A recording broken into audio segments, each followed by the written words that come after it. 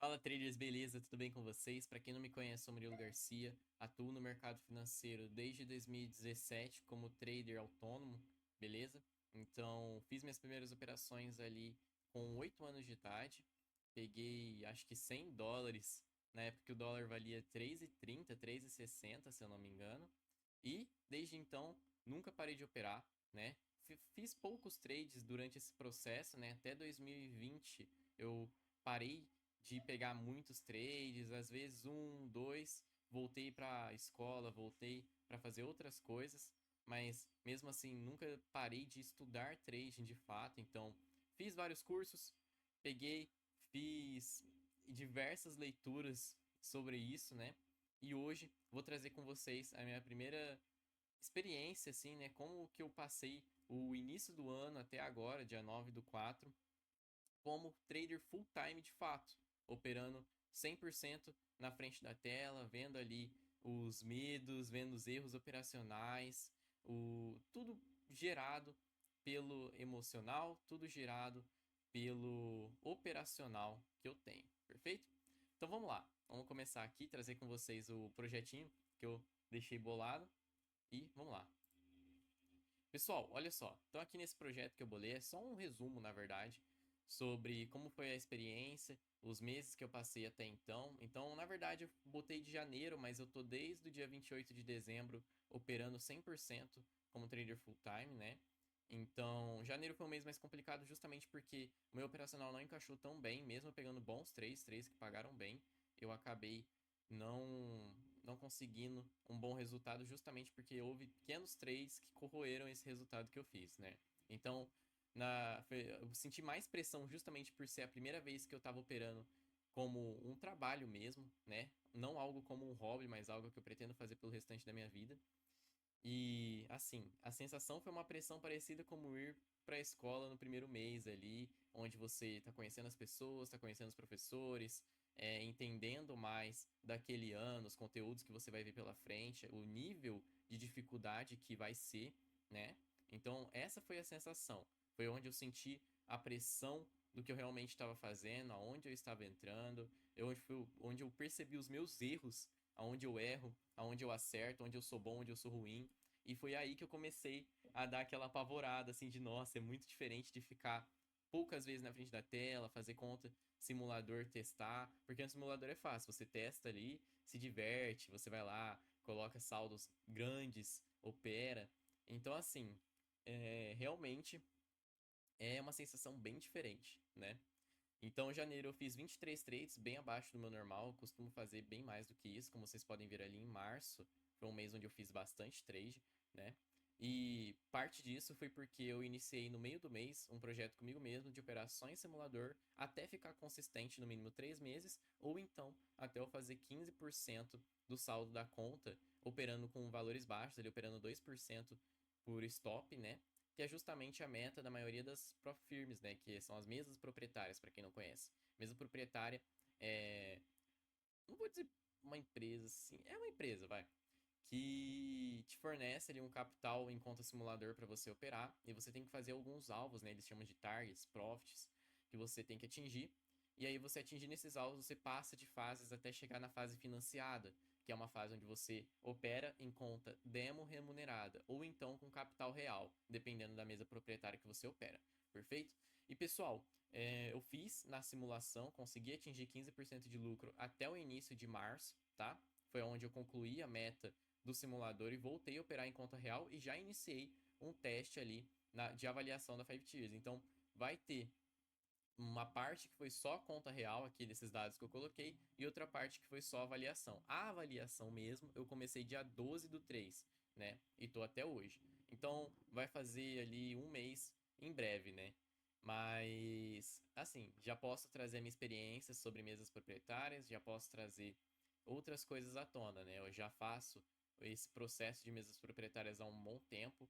Nunca fui financiado, deixo bem claro isso aqui para vocês, tá, pessoal? A maioria do dinheiro que eu fiz com trade foi voltado para capital real, então Eu peguei o meu próprio capital, operei, tirei um pouco de dinheiro do mercado, mas até hoje não vivo de mercado. Estou em busca desse objetivo, desse sonho e quero compartilhar com vocês aqui essa trajetória. Quero compartilhar o meu conhecimento até o momento e, claro, as minhas experiências que eu venho passando aqui, né? Então, olha só, março, completei então esse projeto aí do simulador e comecei a operar na nossa primeira Evil do ano, que vai ser essa 5 years, não sei como vocês chamam, de 2.5k, que é $2.500 aí, né? Então, olha só, vamos ver os PNLs. A gente teve ali 23 trades em janeiro, com um lucro líquido ali, né, de menos prejuízo, na verdade, líquido de $45, né, 72 cents. Depois, em fevereiro, a gente perdeu $6,58. Deixa eu dar um zoom aqui para vocês verem, acho que ficou um pouco ruim ali, né? E agora, com março, a gente também pegou um ótimo mês de março. Março foi excelente, tanto na Evil quanto na conta real, embora a gente tenha perdido dinheiro na Evil, né? Que é a avaliação. Então a gente na real fez mais $59,52 e na avaliação a gente perdeu 69,02, justamente porque eu estava conciliando ainda operar em duas contas ao mesmo tempo e também eu não sinto tanta pressão em operar na conta avaliação quanto na conta real, já que a conta avaliação você é programado basicamente a operar mais, né? Você é programado a operar com um saldo e um saldo não, com mais capital na sua mão, né?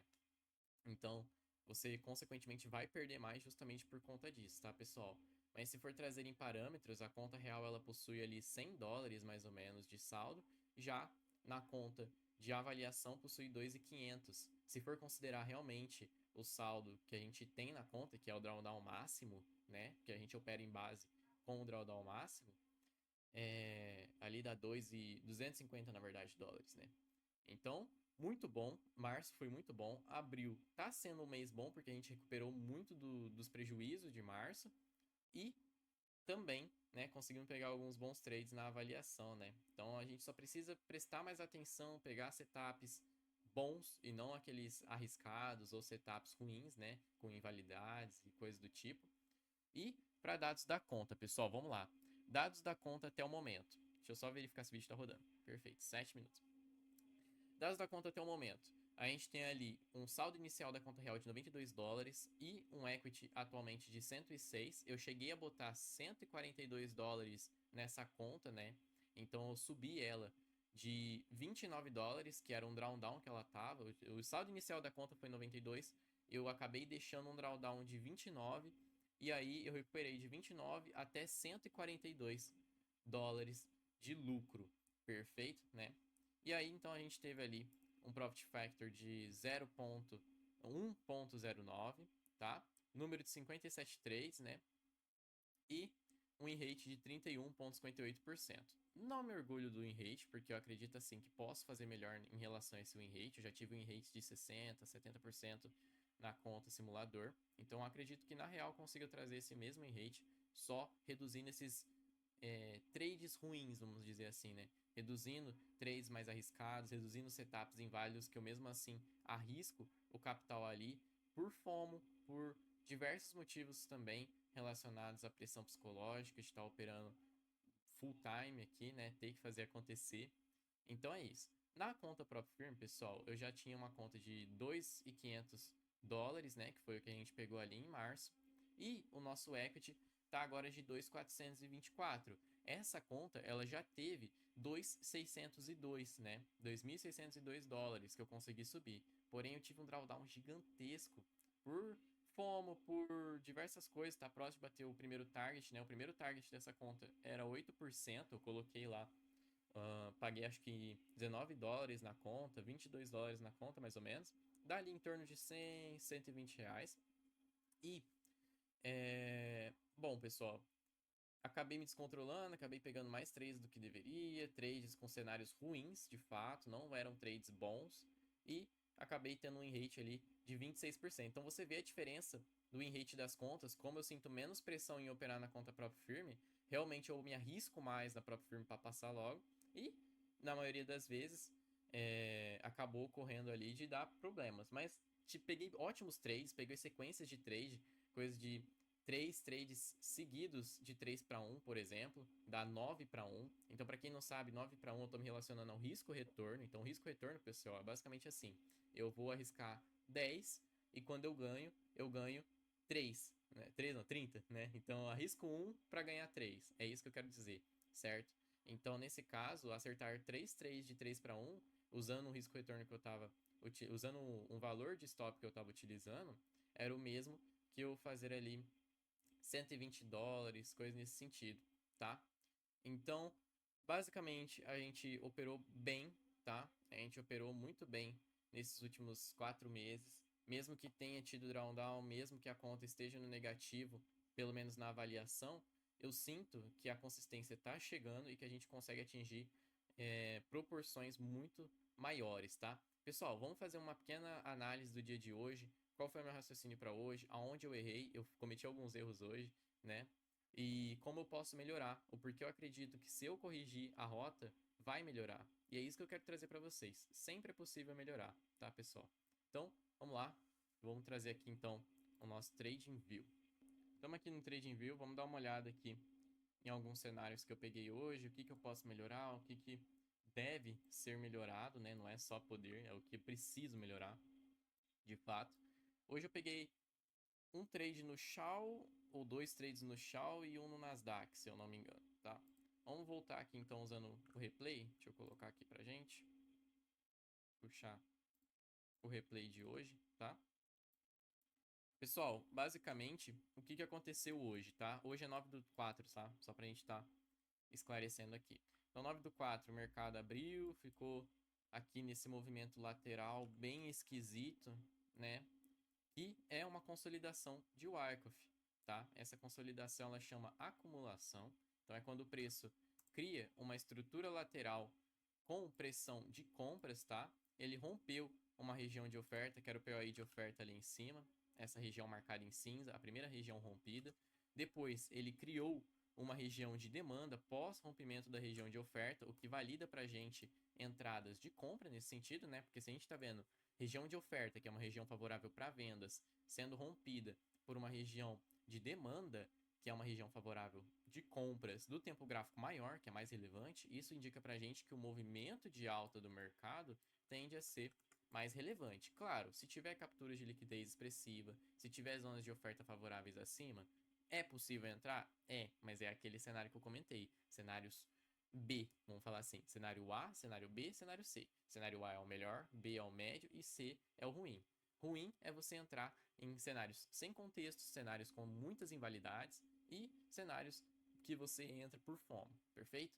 Cenários B são cenários onde tem algum contexto por trás, mas não é o mais favorável, né? São contextos que têm invalidades, são contextos que não estão muito bem configurados, coisas nesse sentido. E cenário A são contextos bons, com boas oportunidades ali configuradas, né? Com padrões de entradas bem configurados e com invalidades zero ou pouquíssimas invalidades, né? Então aqui a gente está vendo um cenário muito bom para compras. Nesse caso, o que eu mapeei foi uma captura de liquidez acima do topo, pegando em região de oferta, que era favorável para vendas. Depois do preço ter lá numa hora capturado liquidez de estrutura de distribuição, que é uma estrutura lateral em tempo gráfico macro, né, lá do 1 hora, que é um tempo gráfico muito relevante. Então, olha só, ele capturou a liquidez nesse movimento aqui circulado, veio distribuindo, realmente entrando oferta, né, entrando vendas nesse movimento, e agora ele está subindo. Natural, ele pode querer dar continuidade daqui para cima no dia. Porém, eu não visualizei dessa forma, eu visualizei mais como uma possível correção desse movimento, né, para formar um padrão de SMS e vir trazendo aqui para gente uma movimentação de baixa contínua, né? Então ele ia deixar topos mais baixos que os anteriores, testando a região e vir caindo com padrão de confirmação para vendas. Essa era a minha análise para hoje. Acabou que não foi uma análise tão favorável, né? Ele realmente testou a região, veio caindo, e aí, a hora que a gente precisava visualizar um padrão de confirmação que chama POI, que é o mesmo padrão que a gente utiliza para as zonas de oferta e demanda, porém micro, né? A gente queria ver esse padrão, o preço tinha que testar essa região e vir caindo, tá? E aí acabou que ele não desenvolveu esse cenário da melhor forma. Ele desenvolveu um POI muito esquisito, ó. Ele veio andando e aí ele gera pra gente aqui esse POI. O POI tá bem aqui, ele fez 1, 2, 3, quebra topos, quebra fundos. POI super estranho. Primeiro que esse topinho aqui estava muito curto, veio que ele está bem emendado com o movimento, não era tão válido. Mas se a gente puxar lá no 2 minutos, tava num POI também errado, também estranho, né? Uma boa invalidade seria essa configuração estranha dele, né? E aí, a gente já estava dentro de 2 POIs então, né, testando a zona de oferta, por isso eu resolvi entrar. Entrei, acabou que o POI foi estopado e tudo bem. Entrei mais ou menos aqui, o stop estava mais ou menos ali em cima, ele chegou a desenvolver 1 para 1, e aí depois ele veio andando um pouco mais, né, chegou a pagar ali quase 2 para 1 no ponto que eu entrei. Na verdade, eu entrei ali no teste, né, se eu entrasse aqui, por exemplo, ele não pagaria nem 1 para 1, mas como eu entrei só ali na frente, o mercado ele acabou estopando a gente, tá, pessoal? Ele passou direto, estopou, veio subindo, criou uma configuração boa de compra. Eu participei dessa compra, mas eu entrei muito acima da onde eu deveria ter entrado, ó, por conta de spread. Não prestei atenção no spread. Novamente, foi um erro operacional isso aí. E era para mim ter entrado aqui embaixo, nesse pavio, porém, o spread jogou a minha compra lá para cima, né? Então eu entraria mais ou menos aqui nessa região, se eu não me engano, e aí o spread jogou a minha compra aqui para cima, tá? E aí eu acabei entrando comprado ali em cima, o meu stop estava posicionado abaixo desse fundo aqui, ó, e o take lá em cima em 3 vezes o risco. Lembrando que o risco retorno é sempre 1 para 3 ou 3 para 1, depende de como vocês chamam aí, tá? Então eu perco 1 e quando eu ganho 3. O mercado andou. Não chegou a pagar 2 para 1. Quando ele bate 2 para 1, eu levo para o 0 a 0. Então ele chegou a pagar no máximo 1,30, tá? E aí acabou estopando a gente, mas se fosse para entrar na onde deveria ter sido entrado, né, ali em 300 pips ou até aqui mais para cima com 700 pips, eu conseguiria um 0 a 0 ou então um 3 para 1, ó. Então aqui, se fosse para entrar nessa região com um stop abaixo desses fundos, que era onde eu estava planejando entrar, daria ali em torno de 300 pips e lá no alvo daria os 3 para 1 que a gente estava esperando, tá? Acabou que eu entrei mais acima, fomos estopados, tudo bem, a análise foi correta, mas não desenvolveu da maneira como a gente queria, né? Vamos dar uma olhada no Nasdaq para ver se eu não perdi nenhuma oportunidade que eu poderia ter pego ou então que eu peguei e não estou falando para vocês aqui. Nasdaq ele andou, não gerou nada muito relevante. Ele tinha gerado até uma espécie aqui de estrutura lateral de acumulação também. Ele sobe, cai bastante, sobe quebrando topos anteriores, começa a andar de lado. Ele estava nivelando fundos, o que é bom para compra, estava até mapeado uma compra aqui. E aí ele vem subindo. Essa região de demanda foi posta pelo meu mentor, tá? Então, para quem não sabe, eu utilizo o operacional do Excelência Trading, tá? O criador é o Pedro Mendonça aí. Ele utiliza SMC, o Arcoff, tudo isso, tá? O nome do canal dele é peixegrande.trading aqui no YouTube.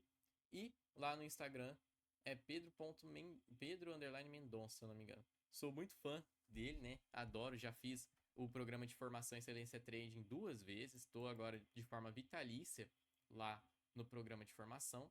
E se um dia você ver esse vídeo, Pedro, saiba que eu gosto muito de você e que você mudou minha vida relacionada a trading, porque a partir do momento que eu conheci o seu operacional, eu parei de tomar os stops bobos que eu tomava e comecei a entender de fato como o mercado funciona. Por isso que eu falo que desde quando eu comecei lá em 2017, eu operava, mas não operava da maneira como eu opero hoje, eu não tinha o entendimento que eu tenho hoje. E foi a partir disso que eu comecei realmente a ganhar lucros de fato no mercado e tá operando de uma forma mais sábia depois que eu conheci o ET. Então segue lá, pessoal. Lembrando que eu não tô sendo pago, eu não tô sendo. Não tô recebendo nenhuma bonificação por estar recomendando, é só porque justamente eu realmente gosto muito desse mentor. E eu acredito assim que quem for lá e seguir, sem dúvidas nenhuma, vai ter ali pelo menos uma visão mudada sobre o mercado, tá? Não posso afirmar que vai mudar a vida de vocês financeiramente, mas eu posso afirmar de que vocês não vão enxergar o mercado da mesma forma que enxergavam antes. Perfeito?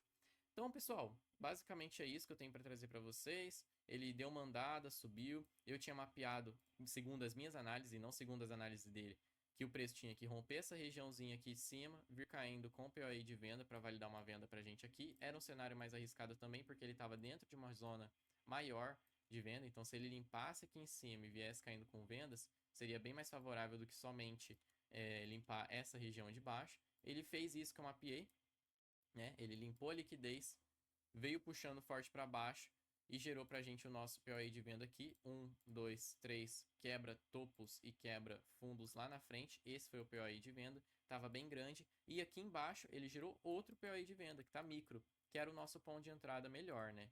Então dá para ter entrado nesse grande, dá para ter entrado nesse pequeno. 1, 2, 3, quebra topos, quebra fundos lá na frente, né? Realmente tem que quebrar os fundos. Dá para quebrar até aqui nesse candlezinho verde, ó, considerar como uma quebra de fundo já. E aí a partir daqui você já pode entrar vendido, ó. Entra vendido aqui direto na quebra mesmo. No caso ele quebrou, voltou subindo lá em cima. Dá para você entrar quando ele testasse aqui e aproveitar todo esse movimento de baixo, ó. Stop um pouquinho acima do topo. Essa zona em cinza marcada aqui inteira é onde a gente pode dar essa região de entrada para pegar até 3 vezes o risco.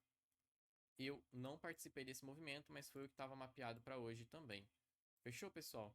Então é isso. Espero que vocês tenham gostado desse vídeo. Nos próximos vídeos vou estar trazendo um pouco mais do que eu ando sentindo, trazer também conteúdos relacionados ao mercado, como eu faço as minhas análises, assim como eu sempre trago aqui no canal. Vocês podem pesquisar aí no canal que vai ter vários vídeos, né, relacionados a como eu faço a análise, liquidez, conceitos de mercado.